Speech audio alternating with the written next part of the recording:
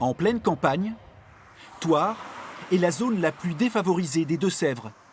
Près d'une personne sur 5 y vit en dessous du seuil de pauvreté.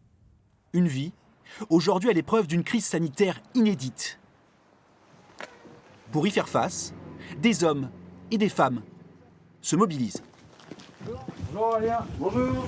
Aurélien Guiton est médiateur dans le quartier des Capucins et ce jour-là distribue des attestations de déplacement aux habitants. Ça, c'est des attestations que vous fournissez aux gens qui ne savent pas lire. Voilà, c'est ça. Ni lire ni écrire. Comme ça, moi, c'est des petits dessins, vous voyez, pour faire les courses. On voit que c'est à manger, des laits. Dans ces immeubles vit 1 millier de personnes. Avec la pandémie, le chômage y est en forte augmentation. On est intérimaire.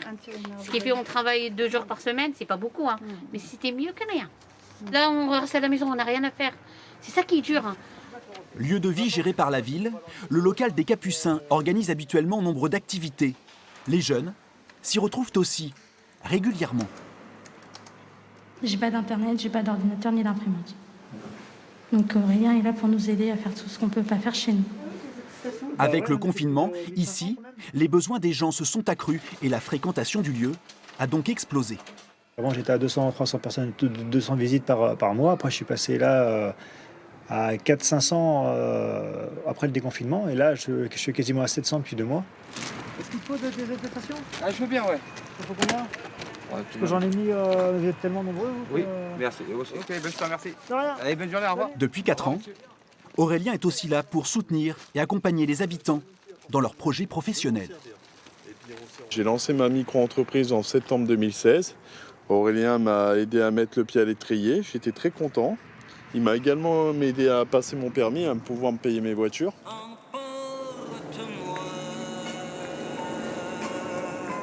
À 72 ans, Nicole Nog est bénévole et présidente de la Croix-Rouge de Thouars. On va dans des boulangeries qui nous donnent le pain de la veille pour le distribuer gratuitement à tous nos bénéficiaires.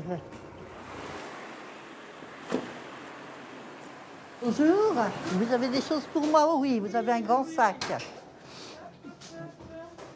Merci bien. Est-ce que ça va aller comme ça? Voilà, déjà ça. Voilà, j'y arriverai pas. Voilà pour vous. Voilà. Il y a une fois par semaine, alors donc je sais pas, on donne un grand sac comme ça, des fois plus, ça dépend ce qu'on a. Mais c'est toujours que des produits qui se conservent bien. Je n'aurai jamais de la baguette. Je fais toujours attention à ce que je donne. À Thouars, une dizaine de commerçants jouent la carte de la solidarité en donnant à la Croix-Rouge. Le camion vient de la banque alimentaire. La nourriture, fournie par la banque alimentaire du département, approvisionne l'épicerie sociale de la structure. L'espace, mis à disposition par la mairie, est resté ouvert malgré le coronavirus, grâce aux 15 bénévoles. L'épicerie continue, parce que les gens, il faut bien quand même qu'ils mangent. Hein. Donc l'épicerie continue, et puis bon, il y en a qui se trouvent en difficulté plus passagère due au Covid. Donc ces personnes-là, il faut aussi les aider. Une cinquantaine de familles vient régulièrement faire ses courses ici et a accès à nombre de produits à prix réduit. Karine Delfos s'y rend depuis 7 ans. Vous avez de tout, hein. Vous avez du chocolat, vous avez des céréales. Donc vous prenez vraiment ce que vous avez besoin. Champignons, haricots verts, donne-moi une chaque, tu peux? Ouais.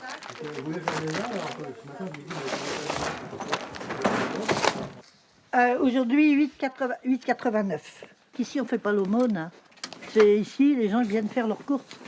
Ils doivent acheter, même si c'est un petit prix. Et c'est pas, on ne donne pas. C'est moins lourd. Ça, c'est très lourd. Ah, c'est parti. À quelques kilomètres de Thouars, Karine et son époux élèvent leurs 3 enfants. Ah. Ils vont être contents, les garçons. Ah, ils vont être très contents. Ça, c'est leur, ça et ça, c'est leur péché mignon, garçons. Oui, ils sont pas difficiles. Hein. Du pain.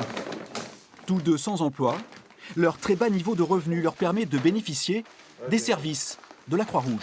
Donc ça sera champignons aux haricots et à l'estouffade. En général, quand je fais les courses pour une semaine, j'en ai pour 150 € à peu près.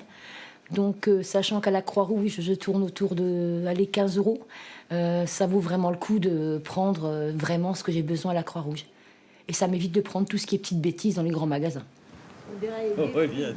Dans le quartier des Capucins, Aurélien connaît les 3/4 des habitants.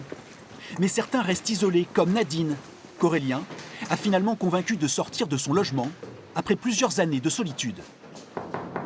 Moi j'appelle ça les invisibles, parce que c'est des gens qui sont là mais qu'on ne voit pas et qu'on recherche. C'est des gens qui sont souvent isolés. Donc c'est toute la difficulté du boulot à essayer de trouver ces invisibles-là pour les faire rattacher à une activité, à quelque chose, à un lien dans le quartier. Avec le confinement, j'ai tellement angoissé que je me suis dit, il faut que je fasse quelque chose, il faut que je voie du monde. Et là, après, il est revenu et j'ai vu que il y avait des activités et tout. Et j'y suis allé, puis voilà, maintenant, je vais bien grâce à ça.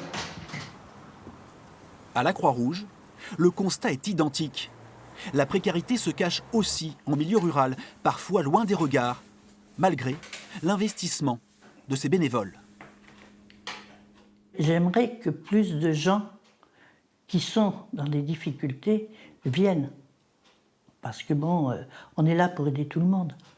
Parce que je suis sûre qu'il y a des petits retraités de l'agriculture qui vivent avec pas grand-chose. D'accord, ils se débrouillent, ils ont leur jardin, ils ont leurs poules. Mais est-ce que ça suffit des fois ?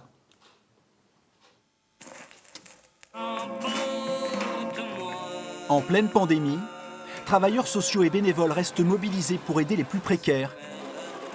Nicole, l'ancienne couturière, va continuer de repriser les vêtements qui seront mis en vente à la Croix-Rouge de Thouars, en attendant peut-être des jours meilleurs.